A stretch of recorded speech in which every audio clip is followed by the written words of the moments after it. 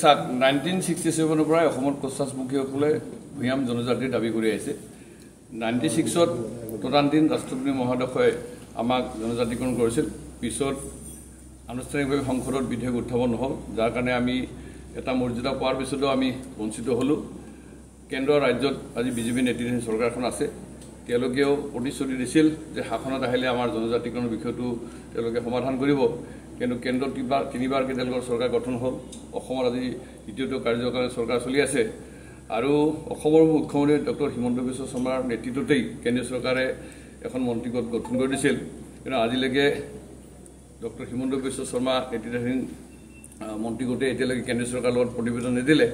যাৰ কাৰণে কেন্দ্ৰীয় চৰকাৰে জনজাতিৰ বিষয়টো সমাধান কৰিব পৰা নাই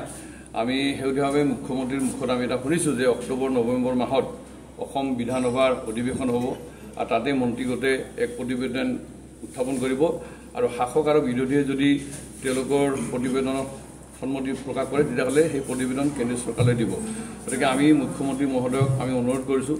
তেখেতে যিহেতুকে আমাৰ লগত কেইবাবাৰো বহিছিল আৰু তেওঁ নিজেই এটা সমাধানৰ ওপৰত উলিয়াইছিল আৰু মই ভাবোঁ যে অক্টোবৰ নৱেম্বৰ মাহত এই দীৰ্ঘদিনীয়া সমস্যাটো সমাধানৰ ক্ষেত্ৰত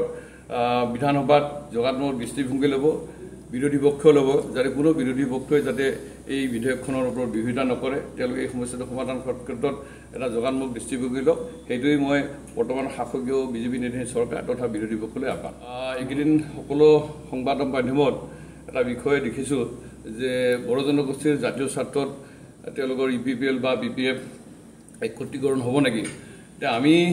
আমাৰ এইটো আহ্বান যে BPF বা UPPL লগ হওক কাৰণ আমি 38 বছৰ ধৰি সেই অঞ্চলৰ মানুহবিলাক আমি জীয়াই ভুগিছোঁ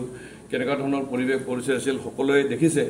তেওঁলোকৰ ৰাজনৈতিক এই সংঘাতত যাতে পুনৰ সেই অঞ্চলৰ অশান্তিময় পৰিৱেশ সৃষ্টি নহয় তাৰ কাৰণে আমি সমূহ বড়ো জনগোষ্ঠী আমি ঐক্যবদ্ধ হোৱাটো বিচাৰোঁ তেওঁলোকে একত্ৰিত হৈ তেওঁলোকে নিৰ্বাচন খেলক আৰু যিসকল শাসক আছে যিসকলে সেই নিৰ্বাচন প্ৰতিদ্বন্দ্বিতা কৰিম বুলি ভাবিছে বা ইতিমধ্যে নিৰ্বাচনী কুচকাচ কৰিছে তেখেতসকলেও এটা আমাৰ আহ্বান যে নিৰ্বাচনী প্ৰচাৰ কৰিবলৈ আহি যাতে বড়ো অনাবড়ো এনেকুৱা ধৰণৰ সংঘাত নহয় বা আমাৰ মাজত পুনৰ এটা সংশয় নাহে যে এনেকুৱা ধৰণৰ আকৌ পৰিৱেশ পৰিস্থিতি আমি ডুবি থাকিম তেনেকুৱা ধৰণৰ নহয় গতিকে সংশ্লিষ্ট সকলো ৰাজনৈতিক দলৰ আমি আহ্বান জনাইছোঁ আৰু আমাৰ সভাপতি মহোদয়ে কোৱাৰ দৰে যে প্ৰতিটো ৰাজনৈতিক দলে বিশেষকৈ যিহেতুকে 30টা জনজাতিৰ কাৰণে সংৰক্ষিত আৰু 10টা মানে অজনজাতিৰ কাৰণে সংৰক্ষিত গতিকে যিকেইটা বিধানসভা সমষ্টিত কোচাছমুখী জনগোষ্ঠীৰ প্ৰাৰ্থী দিলে জয়যুক্ত হোৱাৰ সম্ভাৱনা আছে আমি সকলো ৰাজনৈতিক দলক আমি অনুৰোধ কৰোঁ তেখেতসকলে যাতে উক্ত সমষ্টিসমূহত কোচাছমুখী জনগোষ্ঠীৰ উপযুক্ত ব্যক্তিক প্ৰাৰ্থিত্ব প্ৰদান কৰি আমাৰ প্ৰতিনিধিক আমাৰ BDCৰ মানে সচিবালয় যাতে প্ৰেৰণ কৰিব পাৰোঁ আৰু তাৰ জৰিয়তে BDCৰ যিটো আমাৰ বিশেষকৈ দুটা সমস্যা এটা হ'ল কি 2030 চনত BDC চুক্তি হ'ল সেই অধিকাৰ অনুসৰি আমি তাত থকা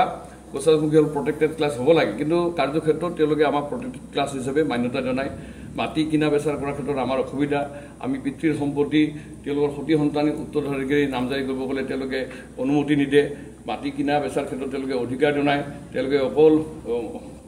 1864 লেণ্ড ৰাইটছৰ কথা কৈ থাকে গতিকে আমি ভাবোঁ BPF UPPL সংশ্লিষ্ট সকলো ৰাজনৈতিক দলক তেওঁলোকে আমাক প্ৰতিশ্ৰুতি দিয়ক যে 2030 চনৰ BDC চুক্তি অনুসৰি অজনজাতি লোকসকলে ভূমিৰ অধিকাৰ ৰাজনৈতিক অধিকাৰ যিটো সাংবিধানিক পদ্ধতিৰ অধিকাৰ সেই অধিকাৰ যাতে তেওঁলোকে মান্যতা দিয়ে আৰু সেইটো আমি তেখেতসকলে আহ্বান BDC চুক্তি অনুসৰি 40টা পৰিষদীয় সমষ্টি আছে 30টা জনজাতিৰ কাৰণে 10টা অজনজাতিৰ কাৰণে যদিও 5টা সম্পূৰ্ণভাৱে অজনজাতিৰ কাৰণে আৰু 5টা অপেন ফৰ অল য'ত জনজাতিসকলেও প্ৰতিদ্বন্দ্বিতা কৰিব পাৰে গতিকে মুদৈবাৰী আমাৰ মথনগুৰি আমাৰ থুৰিবাৰী ফকীৰগ্ৰাম এইকেইটা সমষ্টি আমাৰ অজনজাতিৰ কাৰণে সংৰক্ষিত আৰু এইকেইটা সমষ্টিত কোচাছমুখীৰ ভোটাৰ পেটাৰ্ণটো খুব সুন্দৰ আৰু জয়যুক্ত হোৱাৰ কোনো সম্ভাৱনা আছে পূৰ্বতেও এইকেইটা সমষ্টিত কোচাছমুখীৰ লোক জয়যুক্ত হৈছিল গতিকে BDC প্ৰশাসনত যাতে কোচাছমুখী জনগোষ্ঠীৰ প্ৰতিনিধিত্বহীন হৈ নাথাকে আমাৰ যাতে প্ৰতিনিধিত্ব প্ৰেৰণ কৰিব পাৰোঁ তাৰ কাৰণে আমি পুনৰবাৰ সমূহ মানে ৰাজনৈতিক দললৈ আমি আহ্বান